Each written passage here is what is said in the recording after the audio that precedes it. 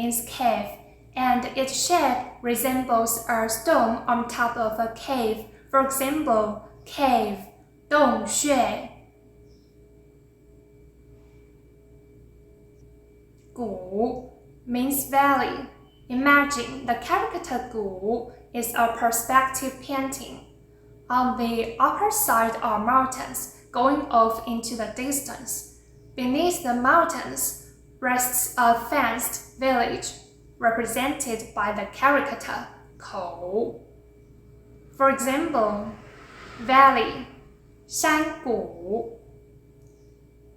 柴 means timber. We have learned that when two trees come together, they become the caricature 林.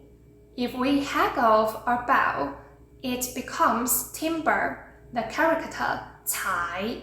For example, timber, 木材. Material, 材料. 穴穴谷谷材材